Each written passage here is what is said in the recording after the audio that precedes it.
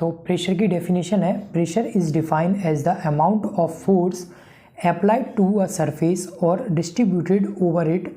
It is measured as force per unit area. जो pressure होता है वो किसी सरफेस पर अप्लाइड पर यूनिट फोर्स होता है जो उस सरफेस पर डिस्ट्रीब्यूटेड हो रहा होता है। तो ये हमारी प्रेशर की सिंपल डेफिनेशन है। मैंने इसकी और भी डेफिनेशन लिखी हुई हैं, इनमें से कोई भी आप एक डेफिनेशन को समझ सकते हो। जैसे ये pressure is defined as perpendicular force acting per unit area, मतलब पर यूनिट एरिया पर लगने वाले परपेंडिकुलर फोर्स को ही हम प्रेशर कहते हैं। इट इज़ स्केलर क्वांटिटी, ये स्केलर क्वांटिटी है। अभी ये स्केलर क्वांटिटी क्यों है ये भी हम यहाँ डायमेंशन फार्मूला देखेंगे, इसका तब देखेंगे। इसकी जो एसआई यूनिट होती है वो पास्कल होती है, हम इसको पास्कल में मेज़र करते हैं, और इसकी जो सीजीएस यूनिट है वो बार है। इसके अलावा प्रेशर और भी अदर यूनिट में होता है, जैसे mmH2O, इस यूनिट में भी हम इसको मेज़र करते हैं। mmHg, इसमें भी हम इसको मेज़र करते हैं।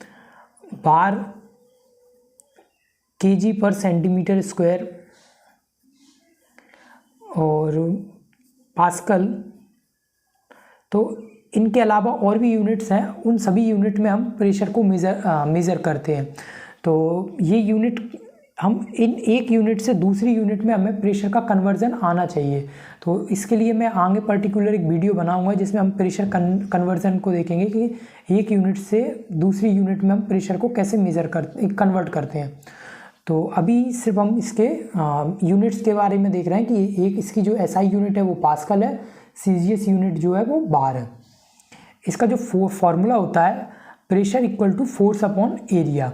जो एफ है वो हमारा वो फोर्स है, इसको हम न्यूटन में मेज़र करते हैं। ए वो है जो हमारा वो एरिया है जिसे हम मीटर स्क्वायर में मेज़र करते हैं। पी है वो प्रेशर है जिसे हम पास्कल में मेज़र कर रहे हैं।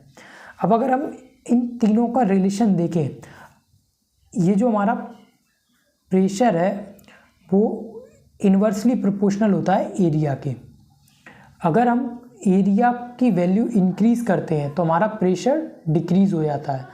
अगर हम प्रेशर को बढ़ाते हैं अगर हम एरिया को डिक्रीज़ करते हैं तो उस कंडीशन में हमारा प्रेशर इंक्रीज़ हो जाता है।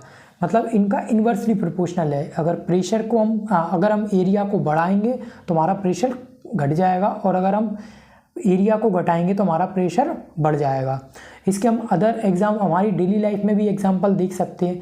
जैसे जो स्कूल बैग होता है, स्कूल बैग है, इसकी जो स्ट्रिप्स होती हैं जिन्हें हम कंधे पर टांगते हैं, अगर इनकी जो मोटाई है, एरिया है, अगर हम इसको बढ़ा दें तो हमें जो फोर्स लग रहा होगा या हमें जो प्रेशर लग रहा होगा वो हमें कम लगेगा। अगर हम इसी को और थिक कर दें, पतला कर दें इसे, तब इसका जो एरिया है वो कम हो जाएगा, और कम एरिया होने के कारण उस टाइम पर हमें उस बैग का प्रेशर या फोर्स ज़्यादा लग रहा होगा। तो ये इस टाइप के हमारे कुछ डेली एग्जांपल अदर और भी हैं।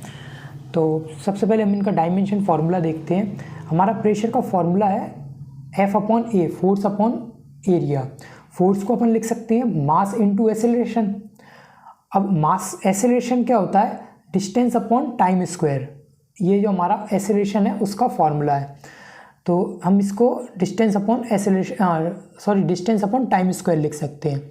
अब ये इसको अगर हम आगे सॉल्व करें तो ये मास ऐसा कैसा, डिस्टेंस ऐसा कैसा, ये पलट कर नीचे आ जाएगा, इसका ये वाला पलट कर ऊपर पहुंच जाएगा, रेसिप्रोकल हो जाएगा इसका।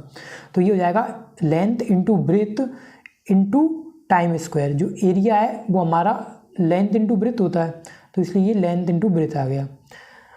आगे pressure equal to mass into distance है इनटू, अब ये जो हमारी सारी यूनिट थी जितनी भी ये हमारी वैल्यू थी, इन सबको हम ऊपर लेके जा रहे हैं, रेसिप्रोकल कर इनको ऊपर लेके जाएंगे तो इसकी पावर अभी यहाँ पर 1 है, यहाँ 1 है, यहाँ पर 2 है। जब ये ऊपर जाएगा तो ये इसकी पावर माइनस हो जाएगी। जैसे हमें किसी वैल्यू को है, जैसे यहाँ पर x है, इस x को मुझे अपॉन में लेके आना है, तो मैं क्या करूँगा, इसकी पावर अभी +1 है, इसको अपॉन में लिख सकता हूँ 1 अपॉन x की पावर -1, मतलब पावर इसकी अपन इसकी जो भी पावर होगी उसका साइन चेंज कर देंगे। अगर वो पावर प्लस में है तो माइनस में कर देंगे, माइनस में है तो प्लस में कर देंगे।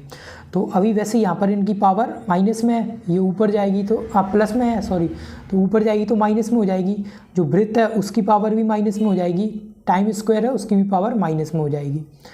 तो प्रेशर इक्वल टू हमारा क्या हो जाएगा, ये हो गया हमारा मास m।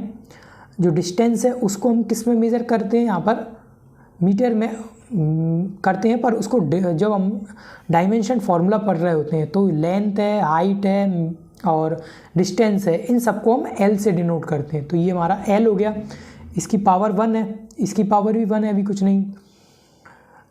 जो लेंथ है उसको भी हम L से डिनोट करते हैं, तो ये इस लेंथ की जगह पर L की पावर -1 आ जाएगी।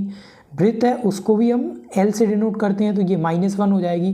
टाइम स्क्वायर है तो टाइम को हम T से डिनोट करते हैं और ये -2 हो जाएगी। तो इस वाली पावर से ये प्लस माइनस के कैंसिल आउट हो जाएंगे। यहाँ पे हमारा प्रेशर का जो डायमेंशनल फार्मूला निकल के आएगा वो m की पावर 1, L की पावर -1 ये वाला और T की पावर -2। तो ये हमारा इसका डायमेंशन फार्मूला हो गया। अभी इस तरीके ये हमारा हो गया डायमेंशन फार्मूला। अभी हमने ऊपर देखा था कि प्रेशर स्केलर क्वांटिटी है, तो हम इसे स्केलर क्वांटिटी क्यों बोलते हैं, जबकि फोर्स जो हमारा वो वेक्टर क्वांटिटी है और जो हमारा एरिया है वो भी वेक्टर क्वांटिटी है। स्केलर क्वांटिटी कौन सी होगी, जिसमें केवल मैग्नीट्यूड होगा, डायरेक्शन नहीं होगी। और जो हमारा वेक्टर क्वांटिटी होगी वो कौन सी होगी, जिसमें बोथ होंगे, मैग्नीट्यूड भी होगा और डायरेक्शन भी होगा उनका। तो फोर्स है वो वेक्टर क्वांटिटी है, एरिया है वो भी वेक्टर क्वांटिटी है। तो प्रेशर क्या होता है, फोर्स और एरिया का रेशियो होता है। तो ये वेक्टर क्वांटिटी इस वेक्टर क्वांटिटी से कैंसिल आउट हो जाएगी, तो हमारी क्या आती है फिर स्केलर क्वांटिटी बन जाती है, force scalar quantity. Scalar quantity या हम इसे अलग और भी समझना चाहें तो जैसे एक ये टैंक है, इस टैंक में ये पिस्टन है। अभी इसके अंदर जो भी प्रेशर होगा उसके जो भी एटम्स होंगे वो अभी किसी भी एक पर्टिकुलर डायरेक्शन में फोर्स नहीं लगा रहे होंगे। तो जैसे हम इसको नीचे की ओर कंप्रेस करेंगे, कंप्रेस होगा तो ये जो हमारे एटम थे वो उनका रैंडम मूवमेंट होने लगेगा। मतलब ये आपस में कोई एक फिक्स पैटर्न में या कोई एक फिक्स डायरेक्शन में मूवमेंट नहीं करेंगे, ये रैंडमली मूवमेंट करने लगेंगे, इधर उधर भागने लगेंगे। तो जब इनकी कोई डायरेक्शन नहीं है पर मैग्नीट्यूड है इनका, तो इसलिए हम इसको स्केलर क्वांटिटी कहते हैं। Thanks for watching.